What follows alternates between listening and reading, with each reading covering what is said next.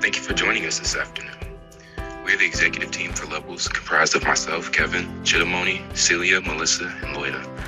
We're excited to take you through our marketing plan, highlighting value proposition, environment and situational analysis, strategic recommendations and objectives, and then lastly, our execution.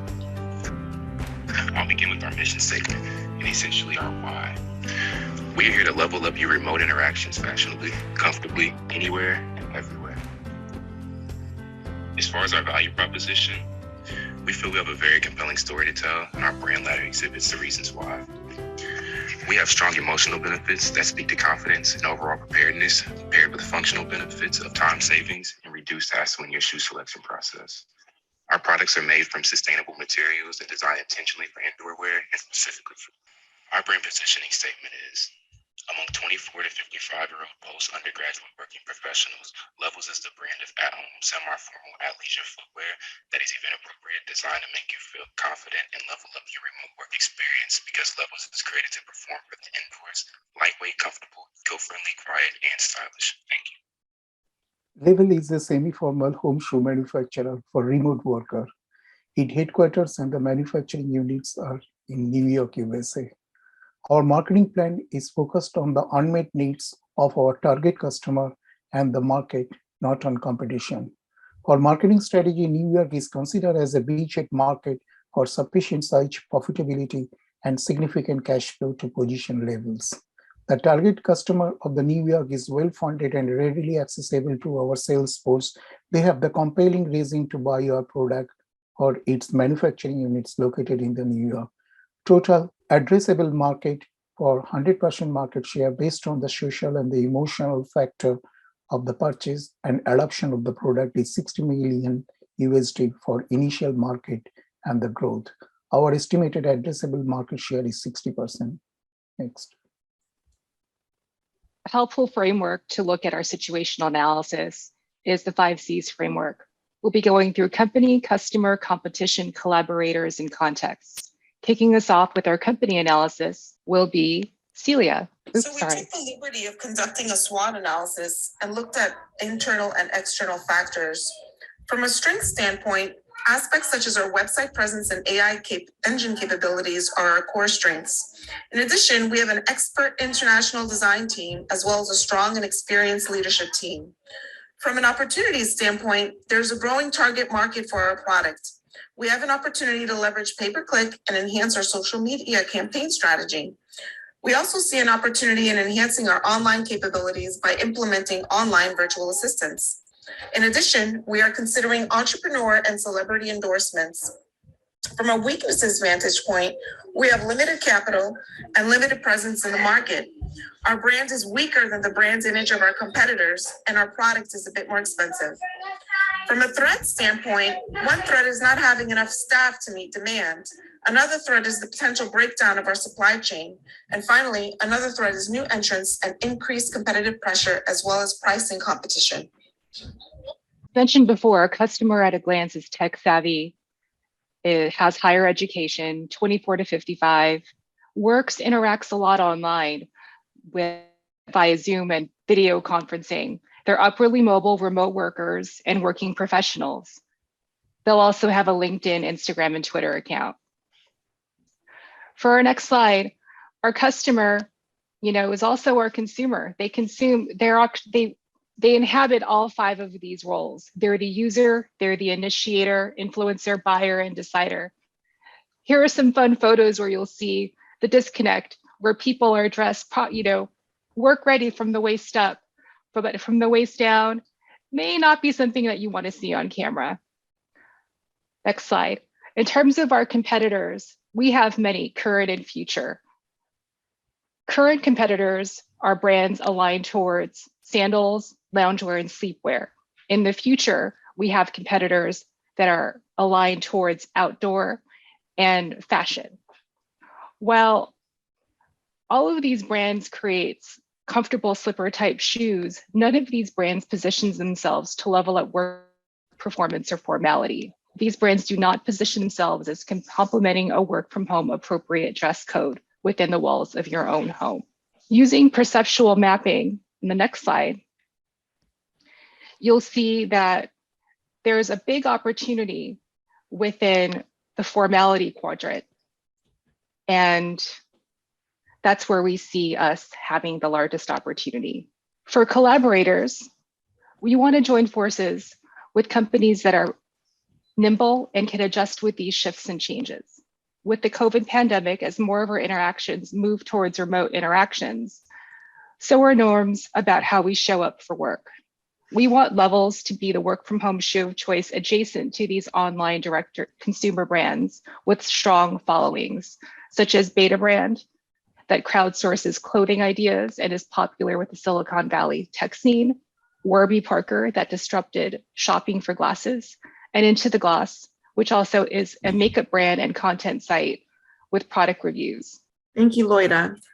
Now we'll delve into the PESTEL framework analysis for a company to explore some of the external issues that we must consider as we push our strategy forward. From a political standpoint, one of the things that we need to be keen on is government trade policies. Likewise, tax policies may impact us favorably or negatively. From an economic standpoint, levels of disposable income is one factor that we need to be cognizant of so that we can create products that everyone can afford. Inflation and economic growth or decline, as well as the cost of living, is something that we cannot ignore. Consumer spending habits change and put pressure on certain goods while others are in decline. From a social lens, consumer trends is top of mind and something that we need to stay on top of from a product development perspective. Related to this, we need to be mindful of cultural diversity and preferences by region. From a technological standpoint, one of our key strengths comes from our online web properties and mobile app capabilities. Our AI engine is another key capability, which allows us to collect customer data and leverage it to deliver a personalized experience. From a manufacturing complexity standpoint, indoor shoes are generally less complex to produce. From an environmental standpoint, the rise in ethically and environmentally conscious shoppers has directed our strategy around ethical sourcing of sustainable resources. Customer relationships have improved since we've introduced and publicized our ethical sourcing policy and CSR intentions. And finally, from a legal standpoint, employment laws are something that we must be in compliance with while wage rates generally increase year over year. There's a 60% of the footwear pie available for Levels to take a bite out of. Since we are a new unknown brand, it's really crucial for us to use our differentiation strategy as an environmentally friendly at-home footwear company.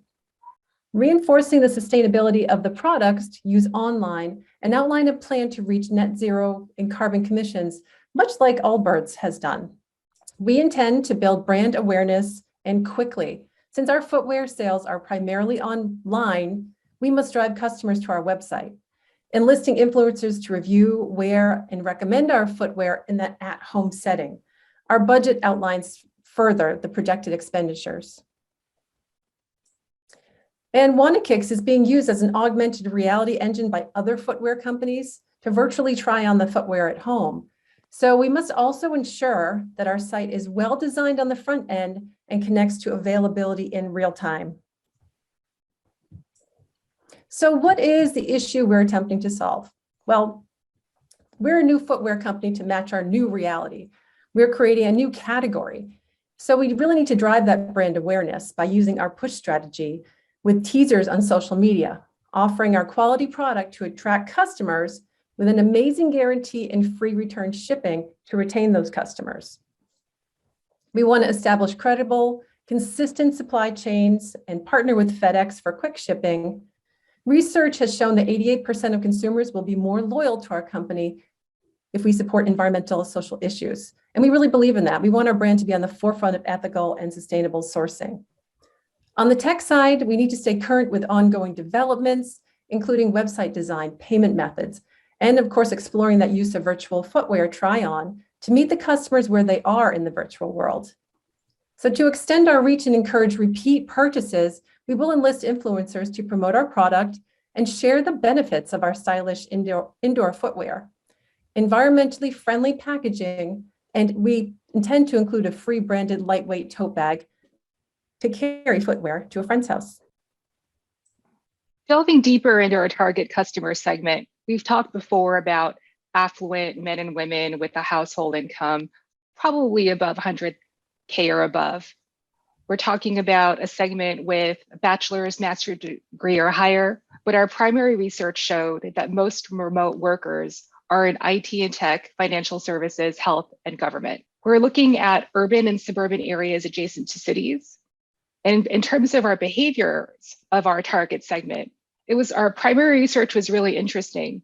Most people that fall into our target segment work remote or remote flexible pre-COVID. Most of them spend about 8 or plus hours using video conferencing software, and most of their interactions are one-on-one or in group meetings. Most people in our target customer segment have their cameras on all or most of the time. Psychographically, many of them have a tradition of taking off their shoes at home or expect their guests or when someone comes over to their house to take off their shoes. If they're pet owners or parents, they're inclined to separate their outside shoe wearing habits from home, such as wiping a pet's paws or having their child change shoes when entering the house. Also, what was interesting is when they were working on site at an office, their office was more likely to have a formal or semi-formal dress code. Moving on to the next slide, we've also found that people that fall into our target customer segment do have a propensity to pay. Here you'll see we've asked how much would you spend on at-home footwear? And you'll notice that a large percentage of this target segment are willing to pay $50 or above, versus how much do you actually spend per year? You'll see that there's a large split between people who spend $9 or less and $50 plus. Our working hypothesis is that those who spend little on year-to-year spending do so because they purchase shoes less frequently and wear their shoes much longer. With this in mind, building a relationship early is important to build brand loyalty. Moving on to the marketing mix. In terms of the marketing mix and the 4 Ps, the first P, product. Our product is an athleisure indoor shoe that is good quality and sports an innovative design, made from sustainable, recycled materials that come in biodegradable packaging and a reusable, stylish tote bag. In terms of place, we are targeting the USA-based market, 24 to 55-year-olds, that is online and direct to consumer, as well as through strategic partnerships. In terms of promotion, we will use social media campaigns, pay-per-click marketing, and brand ambassadors, as well as promotional campaigns.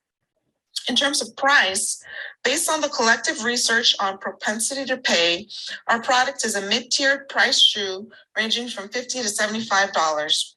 We are leveraging a value-based pricing strategy and offer our customers free shipping. Just to note, we are not doing a service-based marketing as we are a product-based company. In terms of our branding and packaging, our product will leverage eco-friendly packaging, including materials made from cornstarch, coconut, mushroom, and sugarcane packaging, all biodegradable and economical to obtain. We will also send a reusable, stylish tote bag sporting the Levels logo, and lean in our strategic partnerships with FedEx for no-cost returns. Distribution strategy with Levels is a two-sided attack known as click and mortar. On the current slide on the left features Equinox, which is a premium brand name with more than 300 brick-and-mortar locations nationwide. A few popular brands are Equinox Hotels, SoulCycle Spin Facilities, and Pure Yoga. These are high-class, established retail locations that consume our target customer, and we plan to benefit off of these product placements. On the right is our direct-to-consumer partnership approach of utilizing FedEx for higher product availability for our customers and extended market opportunity beyond the 300-plus brick-and-mortar locations Equinox has. We feel this is the best approach, utilizing already established channels that will incur minimum costs and support future growth. Thank you. The pricing was developed before going to the break-even analysis. So our pricing strategy is based on the market survey and the cost-based pricing approach to create the values for customer, collaborator, and overall aspect of the company. So our current price from the received from the firms is about of the $50, and the variable cost, fixed cost, other are computed and estimated, and the expected sales per month is the 60,000. So based on that, break-even analysis was computed 85,714. And the total revenue from the break-even quantity is 4.2 million 85. And the total cost of the break-even quantity is the 4.28 million. At the break-even point, these two values are equal. Next slide. So at the break-even points, the total revenues, it is the intersection point of the total revenues and the total cost. And at this point, there is no profit. So the total revenue equal to the total cost and the profit is 0. Since the months to break even is 1.4, the company can survive comfortably up to the 1.4 months with initial investment from venture capitalist. Next, please. This is the projections of the finance with the projections of the total sales. And based on that, we calculated the marketing return on investment, and it is the annual projected monthly return on investment is 17.33. The marketing return on investment is very attractive for higher productivity, higher incremental financial revenues for sales, and the lower marketing spending. So this is our implementation plan timeline. At the end of year 1, we will be able to measure how established our brand has become by calculating purchases and repeat purchases, website hits, and by monitoring social media. If we haven't met the target, there's an opportunity here to establish additional partnerships to increase our visibility and ramp up our social media presence. For our supply distribution relationships, they should be well established by the end of the year. But if our partners are not meeting those expectations or agreed upon standards, we'll establish guidelines to get them there, regularly monitoring and providing incentives for them to do better. Our website traffic and online sales will be a tremendous indicator of our performance. We have the opportunity to respond to user feedback and incorporate those upgrades into our tech platform and product offerings. And finally, to extend awareness, we'll be tracking links from third-party sites and survey group results to help us extend that awareness. We may also consider, if we don't meet those KPIs, creating referral programs to kind of further extend our reach. Additionally, we have an opportunity to create content video with sonic branding to reinforce our brand identity. If you'd like to dig deeper into the whys behind our product, please visit our primary research. We collected over 157 participants via a Qualtrics survey posted on Reddit's remote work channel and through UIUC's workplace. We got 133 people who identified themselves as remote workers and 92 participants that fell within our target segment of household income 100K plus. Thanks for your time, and we've enjoyed conducting this presentation. Thanks so much from Team Levels.